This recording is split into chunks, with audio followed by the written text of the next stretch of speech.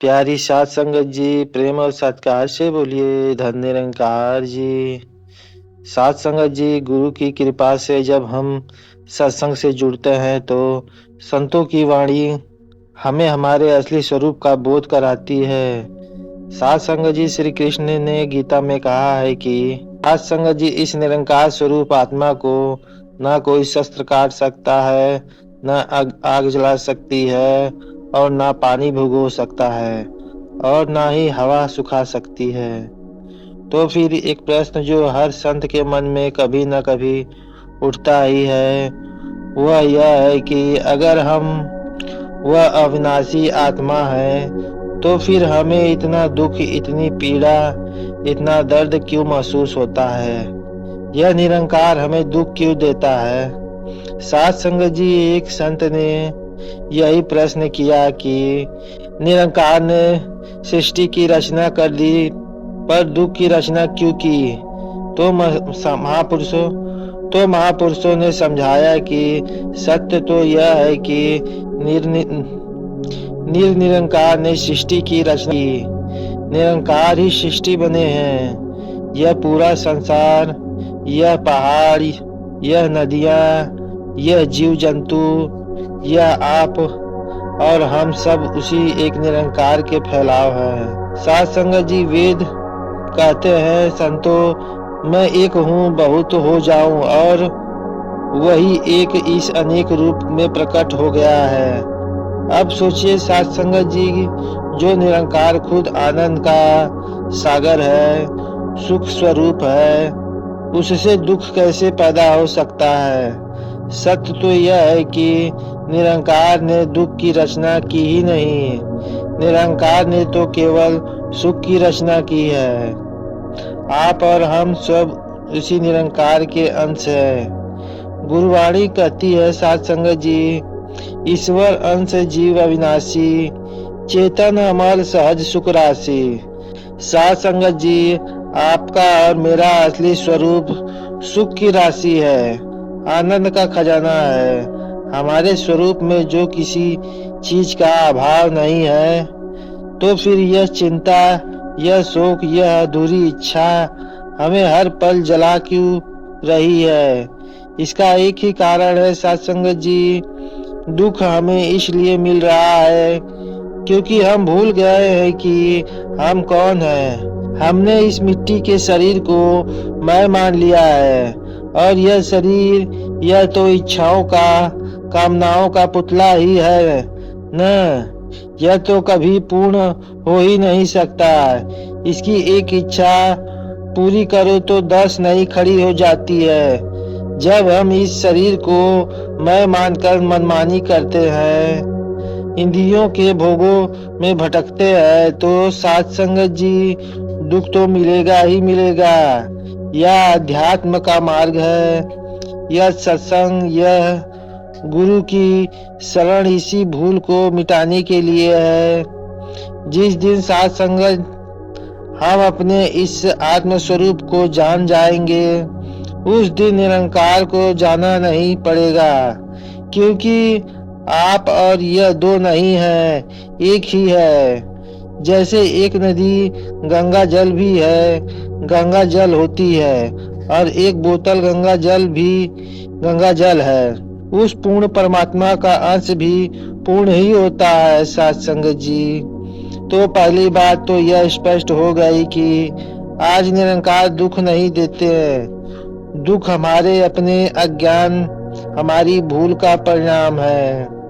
जब हम दूसरा पहलू समझते हैं, हमारे कर्म, महापुरुष कहते हैं साध संगत जी, यह अटल नियम है, हमने जो कर्म किया है, अच्छा या फिर बुरा, उसका फल तो भोगना ही पड़ेगा। खेत में बबूल का पेड़ बोकर हम आम के फल की उम्मीद कैसे कर सकते हैं? यदि हमारे कर्म बिगड़ गए तो दंड तो मिलेगा ही मिलेगा। इसलिए दोष निरंकार पर मत लगाइए। जैसे सूर्य की ताकत नहीं कि वह अंधेरा कर सके, जब तक सूर्य है अंधेरा हो ही नहीं सकता। ठीक साध संगत जी, वैसे ही संत निरंकार परमात्मा मंगल भवन है, अमंगलहारी है। यह चाह कर भी किसी का अमंगल नहीं कर सकते। साध संगत जी, आपको यह जानकर आश्चर्य होगा कि ईश्वर ने स्वयं इस संसार का नाम क्या रखा है। पता है आपको? गीता में भगवान कहते हैं यह संसार दुखालयम आशा सतम है, यानी यह दुख का घर है और यह हमेशा रहने वाला नहीं है, यह नाशवान भी है। तो साध संगत जी, इस बात को मैं आपको एक छोटी सी कहानी के माध्यम से समझाता हूँ। आपको समझने में आसानी होगी, इसलिए थोड़ा ध्यान से सुनिए। साध संगत जी, एक आदमी बहुत बड़े अस्पताल में गया और वहां जाकर शिकायत करने लगा कि यह कैसी जगह है। यहाँ तो कोई नाच गाना नहीं हो रहा है, कोई जश्न नहीं मना रहा है, बस दवाइयों की गंध आ रही है और लोग बीमार पड़े हुए हैं। डॉक्टर ने उसे समझाया कि भाई साहब, आप हैं तो सही जगह पर, आपकी उम्मीद गलत है। यह अस्पताल है, उत्सव का हाल नहीं। यहाँ बीमारियों का इलाज होता है, जश्न नहीं मनाए जाते हैं। साध संगत जी, यह संसार भी तो उस अस्पताल की तरह है, एक दुखालय है। हम यहाँ मौज मस्ती करने नहीं, बल्कि अपने जन्म जन्म के कर्मों का, इस अज्ञान के बीमारी का इलाज करने आए हैं। यदि आप मेडिकल स्टोर में जाकर मिठाई मांगेंगे तो क्या मिलेगी? मिठाई नहीं मिलेगी, वह दवाई की दुकान है। इस संसार का एक और नाम है मृत्यु लोक। साध संगत जी, यह मृत्यु लोक एक कसाई खाने जैसा है, जहाँ हर जीव अपने नंबर के इंतजार में खड़ा है। यहाँ सबको दाना चारा तो मिलता है, पर एक एक करके सबका नंबर आता है, चाहे कोई महात्मा हो या फिर दुरात्मा हो। इस शरीर पर काल का प्रभाव तो होना ही होना है। हम इस काल से तभी बच सकते हैं जब हम इस शरीर के भाव से ऊपर और जान ले कि हम तो कालातीत है। हम वह अविनाशी चैतन्य है जिस पर काल का भी कोई वश नहीं है। तो साध संगत जी, दुख निरंकार नहीं, बल्कि हमारी अज्ञानता, हमारी कामनाएं, हमारे कर्म देते हैं। साध संगत जी, यह संसार सुख भोगने की जगह नहीं संतो, बल्कि अपने भूल सुधारने की कर्मशाला है। तो अब सवाल यह उठता है कि अगर हम इस दुखालय में, इस अस्पताल में आ ही गए हैं, तो यहाँ से स्वस्थ होकर, मुक्त होकर कैसे जाए?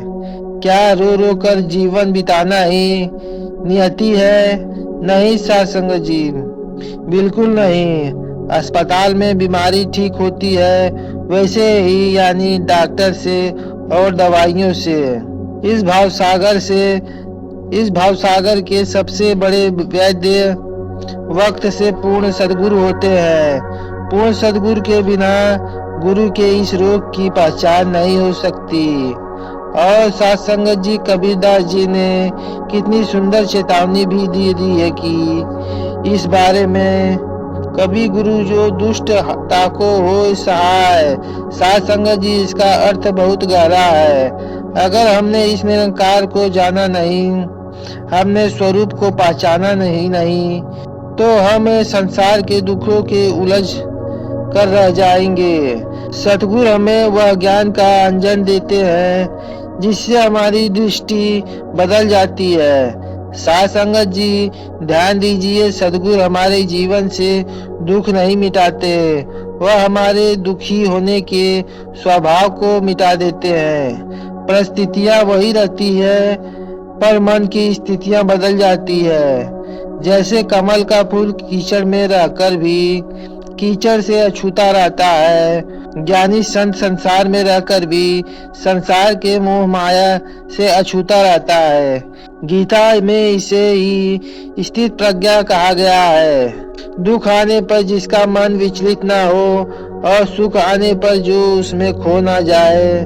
साथ संगत जी, यह अवस्था केवल बातों से नहीं बल्कि ब्रह्म ज्ञान की रोशनी से आती है। जब सद्गुरु की कृपा से हमें यह एहसास हो जाता है कि अंग संग तुझको देखकर कि यह निरंकार हर पल भय समाप्त हो जाता है, फिर जो भी होता है उसे प्रसाद मानकर स्वीकार करते हैं। इसे ही संतों के भाना मानना कहा जाता है। गुरु नानक देव जी भी कहा है, तेरा किया मीठा लागे, हरि नाम पदार्थ नानक मांगे। साथ संगत जी, यह बहुत ऊंची अवस्था है जब हमारे कर्मों के कारण हमें कड़वी दवाई पीनी पड़ती है तो अज्ञानी इंसान रोता है, चिल्लाता है, हे भगवान मेरे साथ ही ऐसा क्यों। लेकिन एक भक्त ऐसा नहीं करता। वह सद्गुरु से ज्ञान लिया है। वह कहता है कि हे दातार, अगर यह तेरी रजा है तो इसमें ही मेरा भला ही छिपा है, अजर अमर और अविनाशी है। जब आप खुद को आत्मा मानकर जिएंगे तो दुनिया का कोई भी दुख आपको तोड़ नहीं पाएगा। इसी भाव के साथ, इस विश्वास के साथ सिमरन करते रहिए। सद्गुरु के वचन पर फूल चढ़ाते रहिए। बड़े प्यार से कहना, धन्य निरंकार जी।